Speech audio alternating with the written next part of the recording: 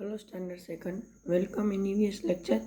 Today we are going to start our new chapter 18, our home Earth. In this chapter we are going to learn about Earth, landform on the Earth, water bodies on the Earth and how to save the Earth. So first of all complete the dots and write the name of the picture. तो ये जो dot है वो आपको complete करने हैं और इसका नाम है अर्थ। ये अर्थ का ग्लोब है। Now what is earth? तो we live on the planet earth. It is round और spherical in shape like a ball. कि हम ये हमारी अर्थ है उस पर रहते हैं। उसका जो शेप है, आकार है, वो स्फेरिकल मतलब ऐसा गोल बॉल जैसा है, चपाती जैसा चपटा नहीं है। ठीक है ना। देखो चपाती और बॉल में क्या फ़र्क होता है? चपाती पतली होती है जबकि बॉल हर एक साइड से गोल होता है, इसलिए उसको स्फेरिकल शेप बोलते हैं। और चपाती को आप राउंड शेप बोल सकते हो। It move around the sun. Earth get light and heat from the sun. Earth है वो सन के आजू बाजू घूमती है, चक्कर लगाती है और उसको सन से लाइट और हीट गर्मी मिलती है। अर्थ is surrounded by air. This blanket of air around the earth is called the atmosphere. हमारी जो अर्थ है उसके आजू बाजू हवा है और उस हवा को एटमॉस्फेयर बोला जाता है। It is protect us from the harmful rays of the sun. और वो है हमें सन की जो हानिकारक किरणें हैं उनसे बचाती है। Now, the surface of the earth is covered with land and water. A model of the earth is called a globe. The blue part is water and the rest is land. ये है वो अर्थ का model है जिसको हम globe बोलते हैं। इसमें ये जो ब्लू कलर का हिस्सा दिखता है वो पानी है और बाकी ये येलो जैसा हिस्सा दिखता है वो जमीन है। Now time to answer true और false. Earth is square in shape. Earth का शेप स्क्वेयर है तो वो false. Earth is surrounded by air. Earth के आजू बाजू हवा है तो वो true. Earth get heat and light from the moon. Earth को मून से गर्मी और लाइट मिलती है तो वो फॉल्स, सन से मिलती है। सन मूव अराउंड द अर्थ। सूरज है वो पृथ्वी के आजू बाजू घूमता है तो वो भी फॉल्स है। Now lands form on the earth. 1/4 of the earth surface is land. 1/4 हिस्सा जो अर्थ का है वो जमीन है और बाकी का 3/4 हिस्सा है वो पानी है। Earth surface is not same everywhere. पृथ्वी की जो सपाटी है, सरफेस है, वो हर जगह पर एक जैसी नहीं है। At some places the land is flat and the other places it is high. कुछ जगहों पर वो फ्लैट है मतलब सीधी है और कुछ जगहों पर वह ऊंची ऊंची है। जो फ्लैट है उसको हम प्लेन बोलते हैं और जो ऊंची ऊंची है उसको हम हिल या माउंटेन्स बोलते हैं। This different natural features of the earth surface are called landform.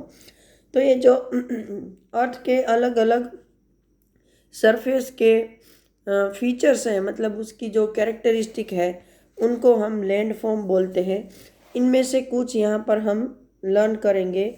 तो सबसे पहले है हिल्स। ऐसी छोटी मोटी जो टेकरियाँ होती है जिसको गुजराती में हम टेकरी बोलते हैं, छोटे mountain. It is a land area that is higher than the land around. The weather is very cold and windy there. For example Mussoorie, Nainital and Shimla.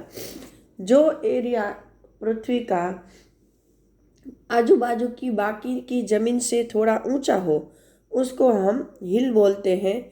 और वहाँ का जो वातावरण होता है, वेदर होता है, वो ठंडा होता है और उसमें हवा भी ज़्यादा चलती है।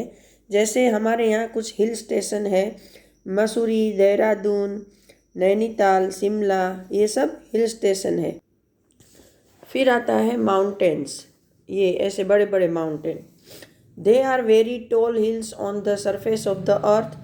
They are made of soil, rocks, pebbles and big stones. जो बहुत ऊंची ऊंची हिल्स होती है, टेकरियाँ होती है, उसको हम माउंटेन बोलते हैं। वो सोइल मतलब मिट्टी, रॉक मतलब पत्थर, बड़े बड़े पत्थर। पेबल्स मतलब छोटे पत्थर, और बिग स्टोन मतलब बड़े बड़े पत्थरों से बनता है। Many high mountains are covered with snow.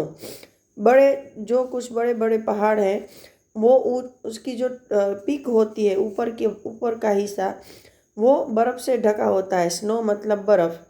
They are cold snow capped mountain. तो उनको स्नो कैप्ड माउंटेन बोला जाता है। Most rivers flow down from the mountains. The highest point of a mountain is called its peak. तो जो ज़्यादातर नदियाँ हैं वो ऐसे ही माउंटेन से निकलती है और वहाँ से नीचे की ओर आती है। जो माउंटेन का सबसे ऊपर का हिस्सा होता है, જેને આપણે ગુજરાતીમાં શિખર કહીએ, इट इज़ कॉल्ड पीक। उसको इंग्लिश में पीक बोला जाता है। Now do you know the Himalayas are the highest mountain range in the world. Himalaya की जो माउंटेन रेंज है वो दुनिया की सबसे ऊंची माउंटेन रेंज मानी जाती है। Now valley, these are low land lie between mountains or hills. They are U or V shaped.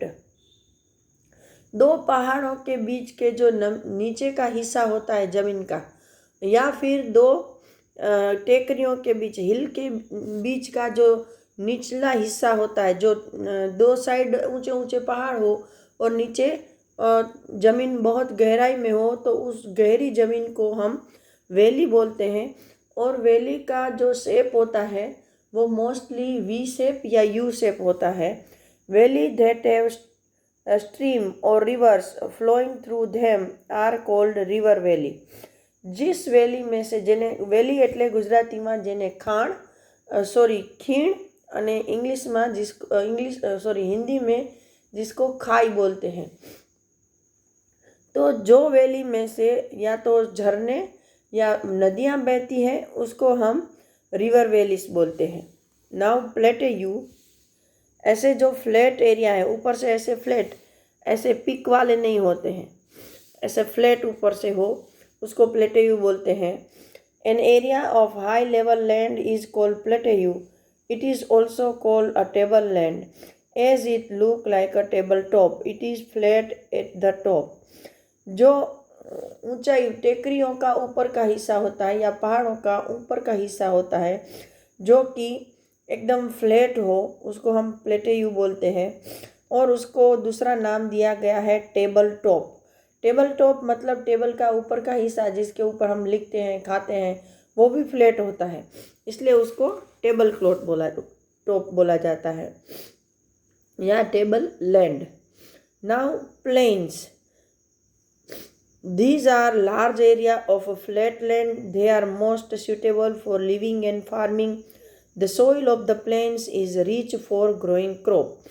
Planes मतलब समतल जमीन, जहाँ पर हम रहते हैं। तो अर्थ का है वो बहुत बड़ा हिस्सा वो प्लेन्स है, और वो रहने के लिए और फार्मिंग करने के लिए, क्रॉप ग्रो करने के लिए बहुत ही सूटेबल है। और यहाँ की जो मिट्टी होती है वो क्रॉप ग्रो करने के लिए बहुत ही ज़्यादा अच्छी न्यूट्रिएंट से रिच होती है। तो ये ऐसे एरिया को प्लेन बोला जाता है। और ये है डेजर्ट मतलब रेत वाला रण। These are dry land covered with sand. They are hot dry and get very less rainfall. ये जो पृथ्वी का हिस्सा है वो ज़्यादातर सैंड मतलब बालू, रेती से ढका होता है, और वो ज़्यादातर गर्म, सूखा, और उसमें बारिश बहुत ही ज़्यादा कम होती है। There is very little water in this places. यहाँ पर पानी बहुत ही कम मिलता है, इसलिए cactus, date and palm trees grow in desert. इसलिए ऐसे एरिया में कैक्टस मतलब वो कांटे वाले जो पौधे उगते हैं ना वो, डेट मतलब खजूर, और पाम मतलब पाम का जो बड़ा वाला ट्री होता है वो ग्रो होते हैं। Camel is called the ship of the desert. Camel मतलब ऊँट है, उसको रेत का शिप मतलब बड़ी शिप जो होती है ना पानी में तैरती है, उसको शिप ऑफ द डेजर्ट बोला जाता है।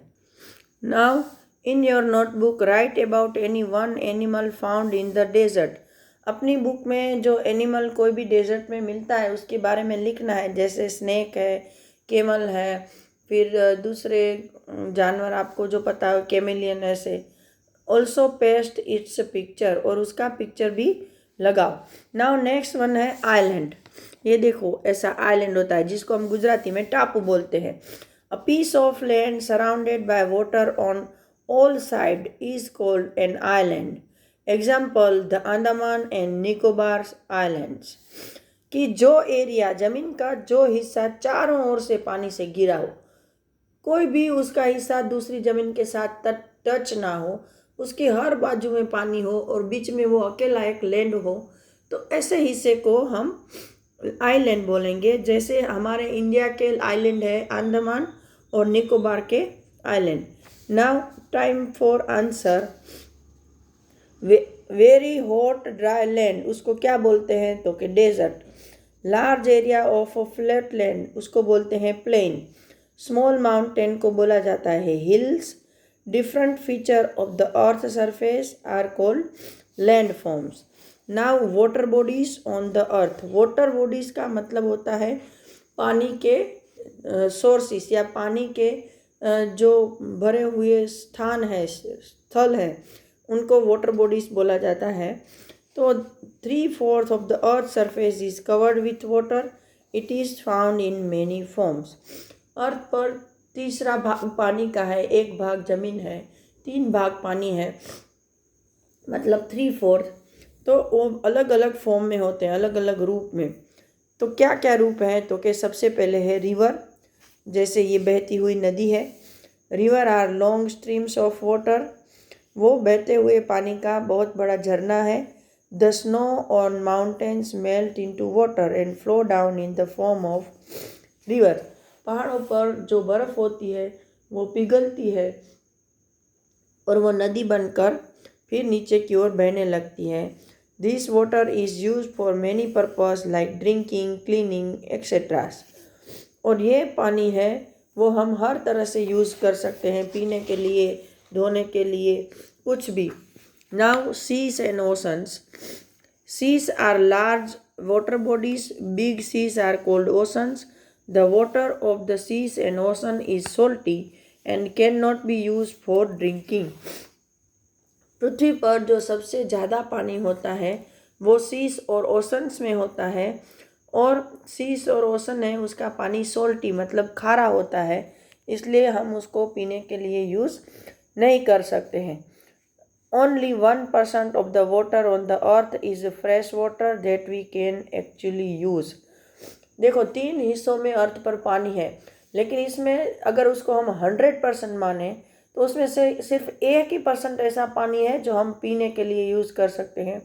बाकी सारा का सारा पानी खारा है, सोल्टी है। Now circle the correct word. 1/4 और 3/4 of the earth surface is covered with water. तो 3/4 water of dash is salty. कौन सा वाटर सोल्टी है? तो कैसी इसका। We get drinking water from oceans और रिवर्स। पीने का पानी हमें कहाँ से मिलता है? तो के रिवर से। ठीक है, तो यहाँ पर ये मेरा लेक्चर मैं ख़त्म कर रही हूँ। अगले लेक्चर में हम आगे का चैप्टर डिस्कस करेंगे। Till that time good bye everyone.